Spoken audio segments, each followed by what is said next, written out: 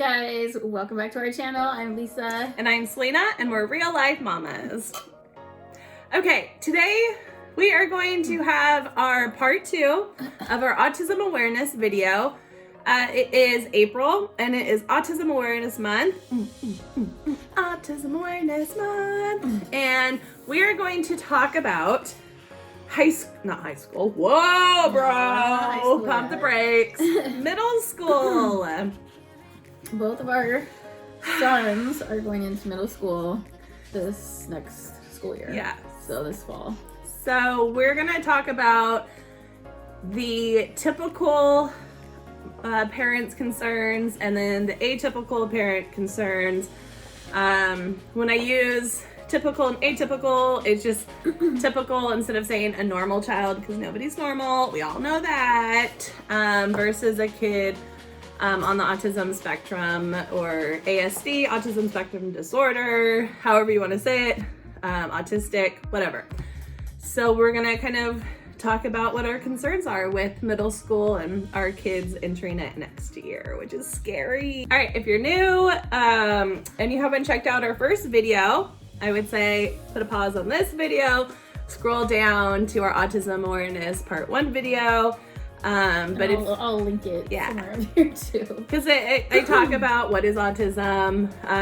It's a developmental disorder, impairs the ability to communicate and interact. There's challenges in social interactions, speech, and nonverbal communication, restricted, repetitive behaviors. There's, whole spectrum. That's what I call autism spectrum, right? There's a whole spectrum of different things that a kid can have. Like, not all kids with autism are the same, right? You see one kid with autism, you've seen one. They all have different ones. Some children are nonverbal. Some children can talk. Some kids can't be touched. Other kids can. Some have show the social interaction. Some can't make eye contact. I mean, there's just a whole bunch of different things with autism. So, it's different for each kid. And also, it runs not just boys, but also girls. But girls, it's not diagnosed as much. I think it might be harder to get a diagnosis just because they're shy. The symptoms or what they would be going through they might be hiding it a little bit, or they're a little bit different than what I guess boys show. Okay. So my son is 11. He will be going into middle school next year. I'm terrified, to be honest. Like not middle school, but elementary. Thank you, nailed it. So elementary school, like all the kids know Connor. They've grown up with each other. They've learned to accept Connor for his differences. And I'm worried that, not all those kids will be at the school that he's going to go to next year. And it terrifies me how he's going to be treated, because, he lives in his own world. He'll, be jumping around, fighting things. Like, he's just not in the real world sometimes. And sometimes I have to be like, Connor, time to get out of Connor's world and come into reality and focus and stuff like that. And he also has ADHD, and then he also has a tic disorder. So there's a lot going on, and I'm worried of bullying is my number one. He's had these 2 kids in elementary school like 3 years back that I guess were bullying him. He never really told me about it until one night I was like, oh, are you excited for school tomorrow? And he's like, no, I don't want to go to school. And he started to cry. And so he was kind of nonverbal at that time. Like, it was like broken words, a lot of like fillers of like da da da da da da da. So it was hard to like get a sentence out of him. And I was like, well, why don't you want to go to school? And he kept saying like the two boys. And I was like, what do you mean by that? And it was hard for him to kind of talk about it, but I finally like asked enough questions to where he was able to say like there were these two boys and they would hit him and like push him down at recess. And I asked like, are they in your class? He said no. I said, are they older than you? And he said yes. I said, what were they wearing? And of course he's very visual, so like he knows what people are wearing, what the color hair, your eyes, like, so I asked those questions, everything that I got from him, I wrote it down. And then I went to the school. He had an aide at that time. And I went to her and I said, hey, you know, Connor is talking about being bullied. And she's like, oh, no, he's not. And she goes, I think he's talking about these kids, like he lost a game and he was upset at the kids. And I said, no, that's not what he's talking about. And so she kind of argued for a second with me. And I was like, well, I'm just letting you know he's being bullied. There's something going on. And I'm letting you know first so you can see if, you know, you can see who the kids are, but I'm going to the principal about this. And she says, well, I don't know if he really is. And I was like, okay. Why is she gonna argue about it? Yeah, but she's a sweet lady, so I don't think she was like intentionally arguing. I don't think she knew, because what happened, so I called the principal, and of course he wasn't available, so I asked to leave a message, and I said, look, this is what's happening. I gave the description. I said I made a copy of what I wrote down, what I gave to the aide, and I will put it in the office for you, and something needs to be addressed. Something needs to happen. Like, you need to go out there and monitor whatever's happening. You need to go look, because this is not okay. So I guess it like sunk in with the aide, because she realized that during recess, that's when she would take her lunch break. And so she decided to not take her lunch break. Oh, so she didn't see you? Yeah, so she walked, because she was like, well, what are the times where I'm not there? So the first recess. So she didn't take her lunch break, and they were coming out of the hall and opening the door, and then as the doors were opening, he started to shake, and he was like, no, I don't want to go out there. So, I'm sorry, it's really hard. Okay. So the doors would open, and she said that like he started to freak out. And he was like, no, I don't want to go out there. And she's like, oh no, come on, I'm here. And like she let him walk out, and there's these two boys that were standing out there waiting for him. And as he would walk by, they would push him down and kick him and like make fun of him. And Miss Maria finally saw what they were talking about, and she said that she went over there, she grabbed the two boys and said, to the principal's office you go. And I guess the kids got in trouble. Yeah, and the kids were two boys that were a year older than him, and I guess it's been happening for a while now. And so she finally, you know, figured it out, and they got in trouble.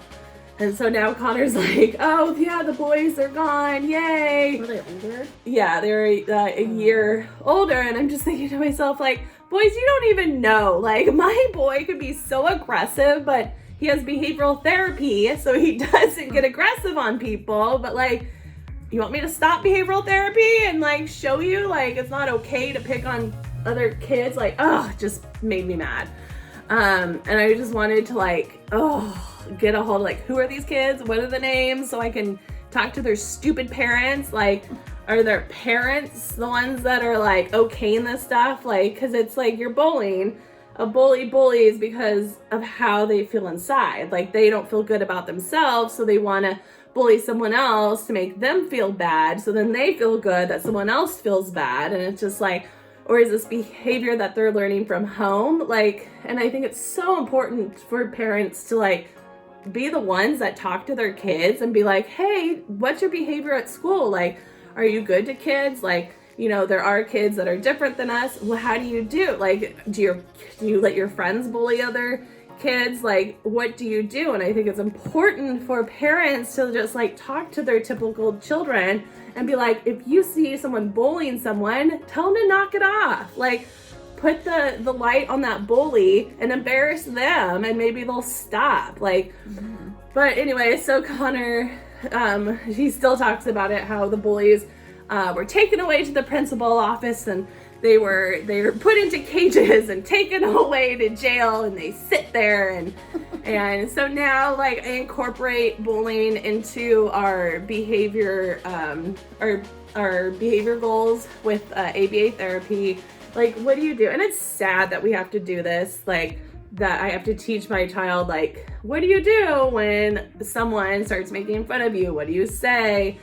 You know, what do you do when they start hitting you? Like, protect yourself and yell. And it's sad that I have to do that. But, like, I don't want my kid to not, you know, protect himself. But I just wish that kids would just stop making fun of other kids because the way that they were born, you know? So, yeah. So that's one of my fears is bullying. And, you know, kids are bigger in what is it, 6th grade? Which is weird because back in my day, 6th grade was still elementary school. Yeah. And, like, now it's middle school. Yeah, that's crazy. Yeah. Like, you have 6th graders with 8th graders. And, like, 8th graders are a lot bigger. And, like, I will flip out if somebody bullies my son. Like, I will be that mom that rolls up and, like, Connor, which kid is, oh, that kid? And I will get out of my car and I will walk myself over to that kid and I will be that mom. Like, do you have any concerns about bullying in your school? Yeah, of course. But I mean, obviously it's not like as much as yours, but I mean, Jaden's had moments like that. Not that severe, but he's told me, like, kids made fun of him and stuff, but that's, like, the worst feeling. It's like your kid getting bullied. Yeah. Because you feel helpless. Like, you can't really do anything. And you can't be there all day if they're at school. Yeah. I wish I had a camera and, like a microphone, and if someone would be like, leave my son alone! Put a camera and a speaker on their backpack. Yes! And, well, I guess my favorite, like, this year, because Jaden's been off school for a whole year, and going back and being in middle school now is just crazy. It's scary. Yeah. And, like, May, I have... so, when you have a kid with special needs, you have IEPs, individual education plans, and you meet every year. And now, like, there's a transition meeting that May I'll be doing with his school, like, treatment team, and then the middle school, like, special ed department, and then the behavioral person and someone else from the school district, and we're all going to be on this phone call. And I already talked to one of the resource ladies about, like, what are my options, because Connor's mainstreamed right now, meaning he's in a school or in a classroom with, you know, typical children, and then he has an aide with him. And another fear is, like, him going, like, that independence of the middle school of, like, you go to this class and then you go to this one, and, like, I honestly don't see him being able to go from one class to another and following the schedule. Like, you have the ADHD component, he's in his head a lot, like, and then you have his aggression, like, when things aren't going the way that it should be, like, he can get aggressive and, like, he freaks out. And so, like, I don't know if the aide's gonna be there. Does the aide follow with him to help guide him to the classrooms? But I don't see him succeeding in a regular classroom with all the other 6th graders, because the teachers are regular teachers. They don't have special education background. Like, they are there to teach math or to teach, like, social studies. So, like, and then if he freaks out, now he's like, everybody looks at him and he's that weirdo, right, in the class. And, like, I don't want to put that target on him. So I know, like, one of the options is doing special ed classes where it's just special education. And I think the benefit would be the teacher, that's her thing, right? She knows, like, how to deal. And so my plan for going into this transition meeting is I'm not going to ask them. I'm going to tell them what I want. Like, I want my son, like, I made the decision, like, he's going to be in special education classes. Like, so is that's just one class? Like, so I guess... I mean, like the same class all day, like elementary? I don't know. I think it's like, you know how like they have blocks now, block periods. So it's like math. I have my little cheat sheet here because all these wonderful meetings. So they have like block schedule. So it'd be like math, language arts, or it's history and language arts, and then elective, and then math, and then science. And then it kind of switches throughout the day, right? Like it's a one day would be like one class here, break, another class, break, another class. And like they change. So it could be language arts, math and science and history one day, or PE. And like, that's a lot. Like, that's a lot for a kid with special needs to follow that schedule. So the special ed classes, which your kid has to be more than 3 grades level down from like math, like he has to be 3 grades down, and needs more direction. Like, yes, Connor always needs direction, and I think that he'll benefit from it. So it'd be like history and language arts in one, and then it'd be math and science in the other.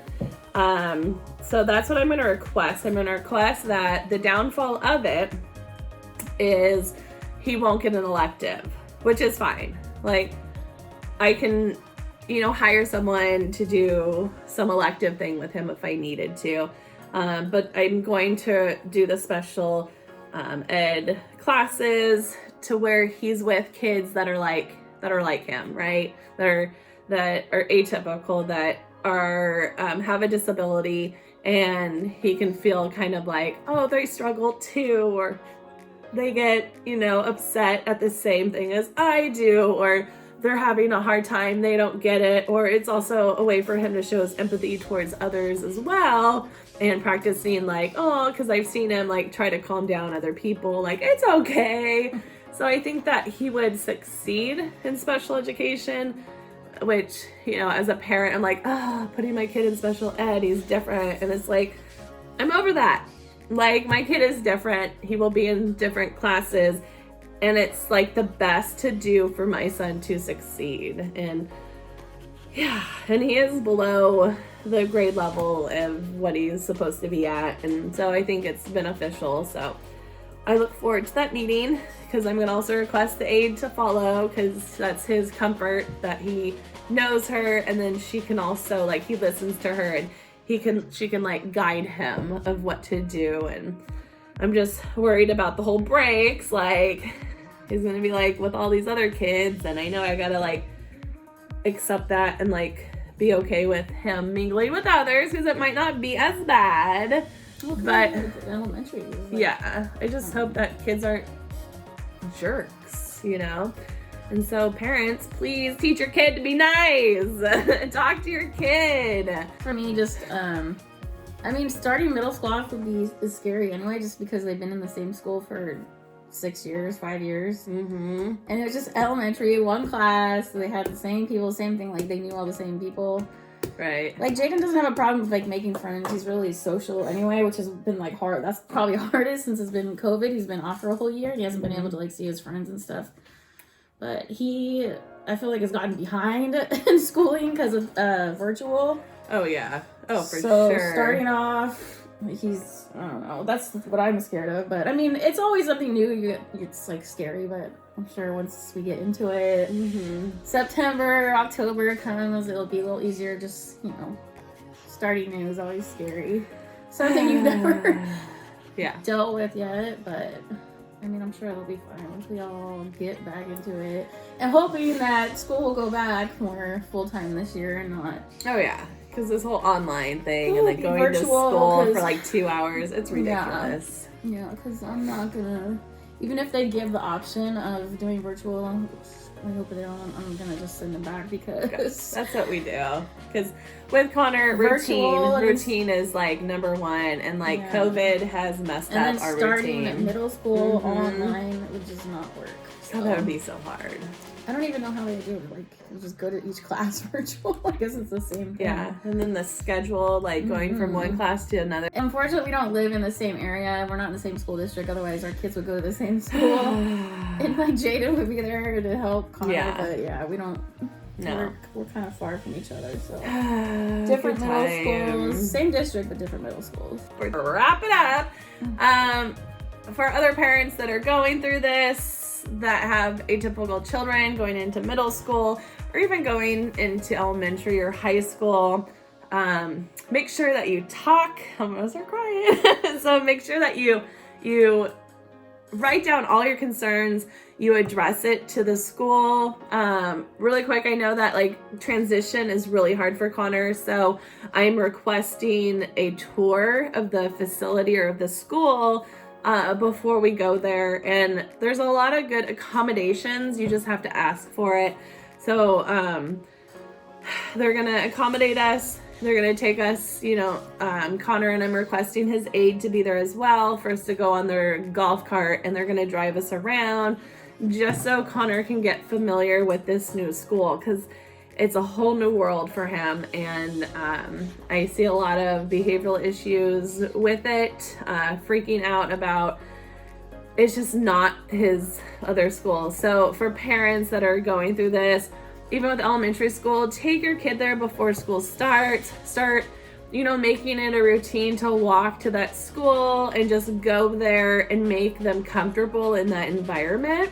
And write down your concerns, questions, and always ask to talk to, the principal or the resource person at that school, special education. Like, get your questions answered so that you can also feel at ease a little bit. I know there's never like feeling like completely at ease, but just make sure that you communicate. You're not the only one going through this. We're all struggling with it.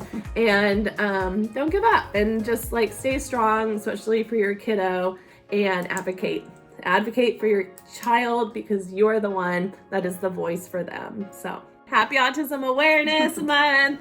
If you have any questions, comment below. Yeah. And then also we'll link our Instagrams. I have them linked in the description, so if you have any questions, like for Selena, give me a holler. Message me, and I can give you the best avenues. If you need certain things or people to talk to or advice, I am very open. And Google autism. If you don't know what autism is, please look it up. Also, if you're, I would suggest, if your kid is doing certain things that are out of the norm, which I hate that word, but out of the normal, if your kid's not talking when they should be, they're not hitting those, what are those? Milestones? Yeah, the milestones. Like, talk to your pediatrician, get them evaluated. Like, it's okay. It's okay if your kid is atypical. Like, the better that you accept it, the more that you can help your child, because denying it doesn't help. It makes it worse. So, watch our other video for more information on that. And I'm just keep talking, so I'm gonna stop and we're gonna wrap it up. We'll keep doing more videos like these also. Yeah, because we also have some people that are interested in joining us and talking about, sharing their story. I have one person that she has a sister who is on the autism spectrum, and like, I think it would be nice to hear her side and how she grew up, and having a sister with atypical. So, and we'll have to update this video once school starts. All right, guys, I hope you enjoyed this video, and here they are. Say hi. Hi. Sup? This is Connor, and then Jaden, my friend. Make sure to give this video a like and subscribe to our channel, and we'll see you in the next video. Yep. Bye. Bye. Peace up. So I'ma be the light. I'ma be the light, yeah.